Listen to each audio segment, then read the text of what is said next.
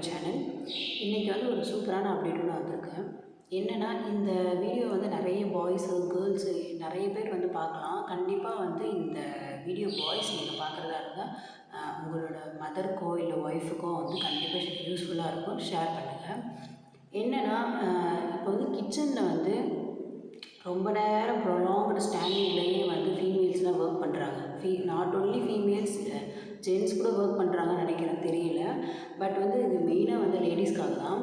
அவங்க வந்து ப்ரொலாங்டு ஸ்டாண்டிங்லேயே வந்து ஒர்க் பண்ணிகிட்டே இருக்கிறனால அவங்களோட காஃப் மசில் வந்து என்ன ஆகும்னா பயங்கரமாக வந்து டைட்னஸ்க்கு போகும். அந்த காஃப் மசில் டைட்னஸ்க்கு போகிறனால அங்கே இருக்க மசில் வந்து எங்கே கீழே வந்து ஹீலில் வந்து இன்சர்ட் ஆகும். அந்த இன்சர்ட் ஆகிற அந்த பிளேஸில் வந்து என்ன ஆகும்னா இந்த மசில் வந்து டைட்னஸ்க்கு போகிறனால அங்கே வந்து ஸ்ட்ரெயின் ஆகிறதுக்கான சான்சஸ் இருக்குது.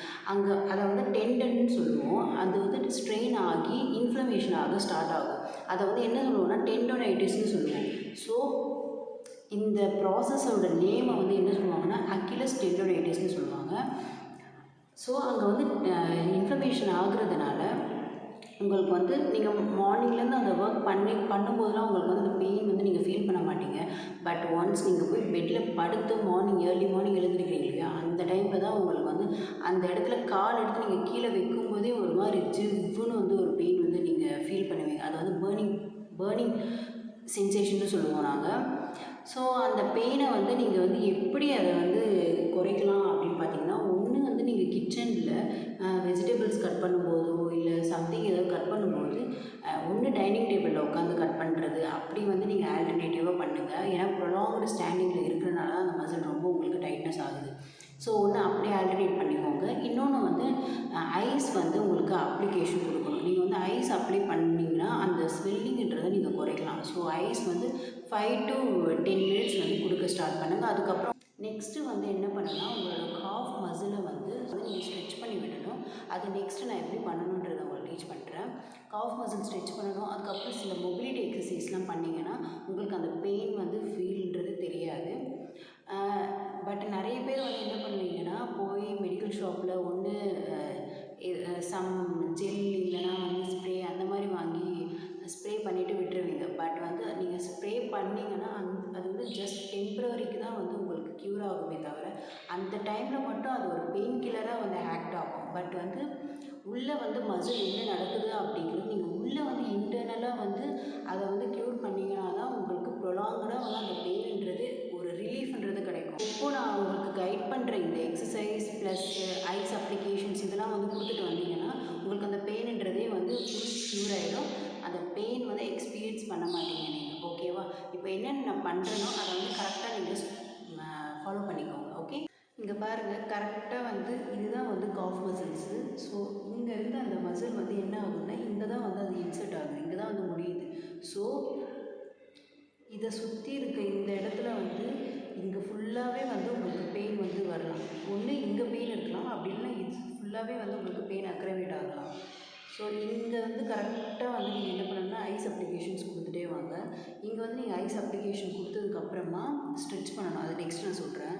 அதுக்கப்புறம் வந்து காலை என்ன பண்ணுறீங்க, இது வந்து மொபிலிட்டி எக்ஸசைஸு. காலை இப்படி வச்சுக்கிட்டு இப்படி ஒரு 25 டைம்ஸ் பண்ணிக்கோங்க. ஓகேங்களா? இந்த மாதிரி பண்ணிக்கோங்க. அதுக்கப்புறம் வந்து என்ன பண்ணுறீங்கன்னா இந்த எக்ஸசைஸ் வந்து ஸ்டாண்டிங்கில் பண்ணணும். எப்படின்னா ஃபஸ்ட்டு வந்து கீழே ரைஸ் பண்ணிக்கோங்க. இப்படி ரைஸ் பண்ணுங்கள். அதுக்கப்புறம் வந்து டோ ரைஸ் பண்ணணும். இதனால் வந்து ஸ்டாண்டிங்கில் பண்ண முடியும்னா ஸ்டாண்டிங்கில் பண்ணுங்கள், அப்படி இல்லைன்னா வந்து வித் சேர் சப்போர்ட்டோட பண்ணுங்கள். என் படுத்துக்கிட்டு அகைன் சேம் அதே மாதிரி பண்ணுங்கள். எல்லாமே வந்து 25 டைம்ஸ் பண்ணுங்கள்.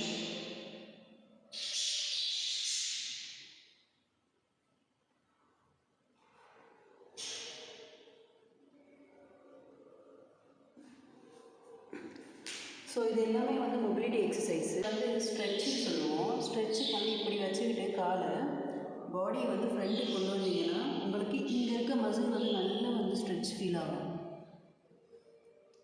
இது வந்து ஒரு 10 to 15 செகண்ட்ஸ் அப்படியே ஹோல்ட் பண்ணிக்கோங்க. நெக்ஸ்ட் வந்து அனதர் நெக். இப்படி வரும்போது உங்களுக்கு இங்கே இருக்க காஃப் மசில் வந்து நல்லா வந்து ஸ்ட்ரெச் ஃபீல் கிடைக்கணும். டீச் பண்ணது எல்லாமே வந்து ரெகுலராக ஃபாலோ பண்ணிவிடுவாங்க. ஃபர்ஸ்ட் வந்து ஐஸ் அப்ளிகேஷன் கொடுங்க. அது ஒரு 10 to இல்லை 5 to 10 மினிட்ஸ் கொடுங்க. அதுக்கப்புறம் வந்து நெக்ஸ்ட்டு வந்து ஸ்ட்ரெச் பண்ணுங்கள். நான் இப்போ உங்களுக்கு டீச் பண்ணலையே, ஸ்ட்ரெச் பண்ணுங்கள். அது வந்து for 10 to 15 மினிட்ஸ் வந்து ஹோல்ட் பண்ணணும். ஓகேங்களா? ஆல்டர்னேட்டிவாக 2 லெக்குமே வந்து பண்ணணும். அண்ட் தென் தேர்ட் ஒன் வந்து இப்போ டீச் பண்ண இந்த மொபிலிட்டி எக்ஸசைஸ்லாம் வந்து ரெகுலராக ஃபாலோ பண்ணிட்டு வாங்க. இந்த நான் சொன்ன இந்த 3யும் வந்து நீங்கள் ரெகுலராக பண்ணிட்டு வந்தீங்கன்னாலும் உங்களுக்கு அந்த பெயின்ன்றது நல்ல ஒரு ரிலீஃப் கிடைக்கும். ஸோ இந்த வீடியோ வந்து உங்களுக்கு யூஸ்ஃபுல்லாக இருந்திருக்கும்னு நினைக்கிறேன். ஸோ எல்லா லேடிஸ்க்கும் வந்து இது ஷேர் பண்ணுங்கள். கண்டிப்பாக வந்து இந்த பெயின் வந்து எல்லா லேடிஸுமே வந்து ஃபீல் பண்ணுவாங்க, எக்ஸ்பீரியன்ஸ் பண்ணியிருப்பாங்க. ஓகே, நெக்ஸ்ட் ஒரு இன்ட்ரெஸ்டிங்கான வீடியோவில் உங்களுக்கு மீட் பண்ணேன். தேங்க்ஸ் ஃபார் வாட்சிங். பை.